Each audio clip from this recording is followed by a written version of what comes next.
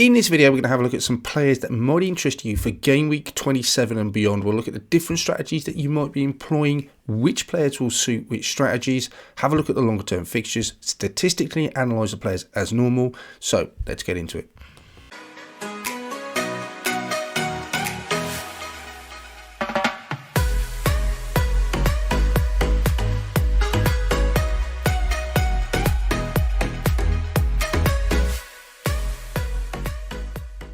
Hi Fantasy Managers, welcome to FPL Team Talk. So in this video, like I said, we're going to have a look at some players I think should be on your radar for Game Week 27.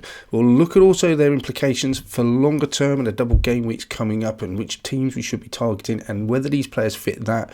Also touch on Game Week 30, so any players bringing in now you might be looking to hold through that Game Week 30, avoiding a free hit. So we'll touch a little bit on chip strategy as well. And then towards the end of the video, what I'm going to do is just talk briefly, I think, about Tottenham. They're a team that's quite interesting, people piling on them, people bring them in. Should we be doing that? Just want to have a chat about that. So if you like the video, hit that button, click on subscribe, and let's jump into it.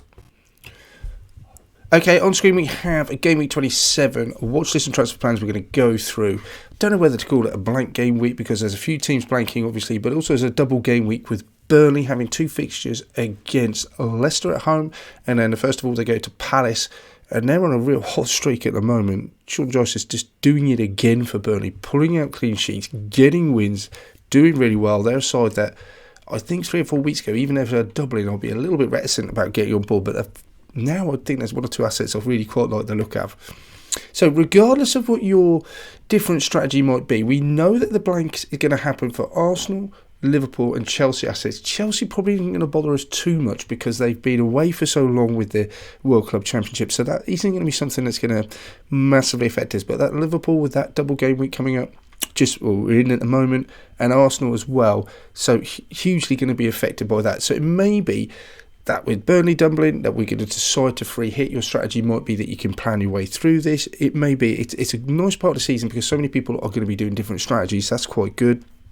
But depending on your strategy, some of these players are going to be more favourable than others. Free hit, I know lots of people are playing their free hit, and that entirely down to your team strategy. So Game Week 28 as well. Again, you might still have a free hit, taking advantage of those doubles if you wanted to. Wild card, I'm certainly in the park where I'm going to hit that wild card, and it's definitely double game weeks going on 28 and 29. So these players we have to take into account in transfers we're making. What our strategy is going to be in Game Week 28, 29, 30. How are you going to take advantage of those double game weeks? How are you going to negotiate 30? All that needs to be taken into consideration. So first I'm going to have a look at his vehicles. I think it's an obvious choice. They're doubling in Game Week 27. If you brought him in, if you're free hitting, I think he has to be in the free hit team. Check out our free hit video that we made earlier on in the week. But vehicles has certainly become an option now.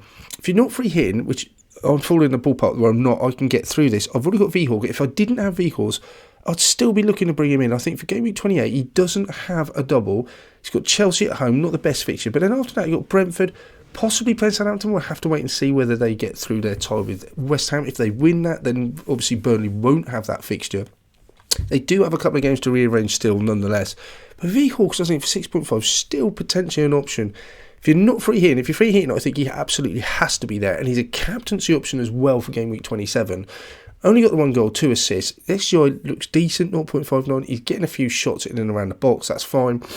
Double game week, obviously, that's going to help for Game Week 27. His prices are decent. He's absolutely nailed as well. He possibly is on penalties as well. We're not sure, but he's going to be playing every week. Burnley hitting some form. Just think V-Course is a player that, I would bring in for Game Week 27. If I was free hitting, he comes out for that Chelsea game. If I wasn't free hitting, I think I'd still hold on to him for that Chelsea game, put him on the bench, and then have him for the Brentford and Southampton games. I don't think that's too bad. We will know by the end of before Game Week 28, whether that Southampton game will go ahead. So you can make a decision on him. But I think he looks really nice and a really good captaincy option for me. Only thing is, if he was playing in Game Week 30, I think it would be an absolute no-brainer to bring him in. Perhaps by the end of Game Week 27 or before the deadline for 28, we'll know more about that. But certainly it becomes an option even stronger then. So looking at Wolves assets, which a lot of us will be, they obviously got a game this week. They double against Palace and Watford, 2 home fixtures. Kilman just absolutely played every game. He's only got 1 goal, 1 assist this season. He doesn't provide a huge amount of attacking return and potential. 0.05 shots on, one shot every 2 games, nothing to write home about. 4.6 though, he's just absolutely nailed. He's got that double game week coming up as well. 2 home games for Wolves who are playing so well, still quite tight. Price-wise, 4.6 looks really nice. He's absolutely nailed. He is a differential, and he plays in game week 30, so I think he's a really nice option. Only thing you could say, they are still not conceding many goals, but they're just conceding 1 goal in every other game. 1 clean sheet in the last 6. Not as tight as they were before, but for 4.6 and with those fixtures coming up, I think he's a really nice option. The other one I put on my radar, and if I'm going to walk on 28, which is the plan right now, Chris Wood becomes an absolute part of that. He's got Brentford away this week, which is a decent fixture as well. Then he doubles in 28 and in 29. He's absolutely nailed up front for Newcastle. I wouldn't say he's hit the ground running, but he also potentially has that game in game week 30 against Palace. We'll have to see if Palace get through to the next round. 3 goals, as we know they're going to be with Burnley. No assists, 0.34, 1.92 shots. Not really getting those expected goals or the shots in and around the box that we'd like. But 6.7 for a side that's got 5 fixtures in the next 3 weeks. I think he's really nice. Double game weeks, obviously got the double game week. 6.7 is a decent price, especially when there just isn't a lot of other options around that price point up front. Absolutely nailed. I think he's a must-have. Then we go on to Ramsey, away at Brighton. A decent fixture, okay, for Aston Villa. Perhaps not playing the best at the moment. 5 goals this season, 1 assist. 0.24, not a great expected goal. He's probably overachieved there. 1.47 shots a game. He looks decent. Got the double game week, which looks quite nice. Southampton at home, Leeds away. Price 4.8 is really nice. So he's an enabler as well. He has been absolutely nailed to Giroud's come in with that midfield. You could argue Villa perhaps not playing the best of form. Not a great result for them against Watford at the weekend. But Ramsey still, for 4.8, I think he's a great enabler in your side. For me, again, wildcard in 28, I think he's an absolute must-have. I'm not sure I'll bring him in for the free hit. But wildcard, I think he hits that double. 4.8, I don't mind leaving him on the bench. And he plays in game week 30 against Arsenal. That's definite as well. So, Ramsey, definitely an option. Next time we come to a Broja, then a good fixture this week against Norwich Friday night. Then Southampton do run into some nice fixtures. You've got Villa away, Newcastle at home, Watford and Burnley. Whether they play that Burnley game will obviously depend on whether they get through to West Ham tie or not. 6 goals, 2 assists, decent XGI. 2.4 shots per 90 minute. Again, that's decent. It's the price that attracts you to him so much. Got the double game week. As we talked about the price, rotation you would say is the risk with Broja. I wonder with the Southampton still in the FA Cup whether that will be a priority. Does he play against Norwich on Friday night? Yes, I think so. West Ham on the Wednesday, then Villa away. I worry that there is the potential that he's going to rotate Broja. He will be rested for someone like Armstrong. Che's up there as well. You've got lots of Walcott, Redmond who play. I worry about rotation. That's the one thing I don't. But he has some good form, though. You have to bear that in mind. If you're worried about rotation, but you want to target their Southampton fixtures, well, Prowse is another option of 6.5 in midfield. 6 goals, 4 assists is more productive. Remember, obviously, he's on pens, he's on set pieces, on everything. 0.23 expected goal involvement, 1.45 shots per 90. So, not hugely impressive, but again, 6.5 with great fixtures. Double game week, we know, all set pieces. Are there better options? That's the only thing I'd say, possibly. 6.5. I'm unsure whether I want to pay that much money for a midfielder. I think it's a little bit of a fallacy to say that he only scores from set pieces or gets his goal returns from set pieces. The last 2 assists he got was against Tottenham, both from open play crosses, and the last goal he scored again was in a reverse fixture against Tottenham. So he isn't just about free kicks. But with those fixtures, Southampton, potentially if they get knocked out of the FA Cup in that Burnley game away, he looks like quite a nice option. And if you weren't sure about a Broja, but you wanted to target Southampton, we know Will Prowse is pretty much nailed. Absolute 90 minutes captain. He will play every minute of every game. Okay, the next thing I want to target was a lot of people are jumping on Son and Kane, and I'm in definitely that sort of boat. I don't know whether it's a good idea or not. I'm really conscious this season about recency bias and reading about it and how we're influenced by it. And I'm just looking at that Manchester City result. We know how devastating Son was, how devastating Kane was. Could have got more returns in that game, and what a result it was for them. But in between all of that, they have had some poor results. They've lost at home to Southampton, they've lost at home to Wolves, they've then lost at Burnley. I just wonder how much of the view was skewed. So I just want to have a quick chat about Son and Kane. I think they're the only two sort of Tottenham assets that I would consider at the moment.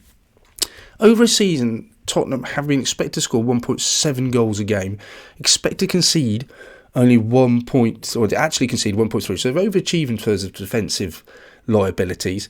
They've expected, so that's expected to score. So expected to score 1.7, they actually scored 1.3. Expected conceded 1.5, actually conceded 1.3.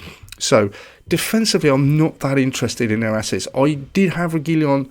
He's obviously gone in and out the side. Not sure about his minutes. On top of that, Tottenham just not keeping clean sheets. So again, I'm only really looking at their attacking side of play, and Son and Kane obviously stand out. In terms of Kane, 7 goals a season, 2 assists, 0.7. It's a brilliant XGI still. Shots in around about 3.52. Recently, he's only returned 1 in 5 games. That was against Manchester City. So he's on average, last 5 games, 22 points. Remember, he just gets 2 points for turning up. So he's not getting a huge amount of returns. Now, if that was a Broja, or if it was a Dennis, someone like that, and he was returning 22, I could live with it. But remember, you are paying £12.2 million for Kane. He is the second most expensive striker in the game, and you are not getting many returns. So that worries me. His XG on the last 5 games roughly about the same. And his shots per game has probably gone down. Now, you could say we played Man City, but in between that, he's had home fixtures to Wolves, at home fixtures to Southampton, and away at Burnley. So those fixtures are not bad fixtures. If we're not targeting and hoping for returns from Kane in those games, I'm not sure what other teams we should be targeting. Home games against Wolves and Southampton should be decent. Burnley should be okay as well. So it's disappointing he's blanked in all of those. So for me, and I am looking at him, I'm not saying I wouldn't bring him in because his fixtures look really nice in the next few weeks, but he is a concern, and I don't know, am I prepared to pay that much money for someone who is really only returning 1 in every 5 games? If I knew that was going to be the case, I certainly wouldn't hedge my bets on him. Son, 10.8, 9 goals, 7 assists, 0.63. So his expected goal involvement is less than Kane's, but he has produced more, and he has less shots in and around the box. So 2 returns last 5 games. Remember, he was out for a couple of games. You have to go much further back for the last 5 games for him. 2 returns, 27 points in those 5 games. So much better returns for Son.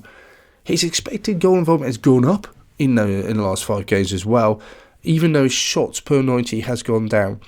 For me then, Son, he keeps reducing. Expected, he always seems to over-reduce in terms of his expected goals involvement. He's just so clinical in front of goal.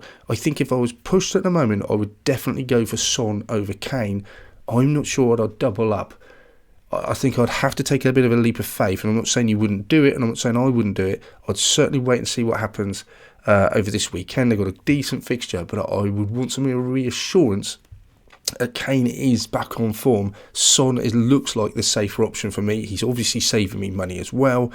Up front, there's not many other options, but for 12.2, it just takes a huge, big chunk of that budget.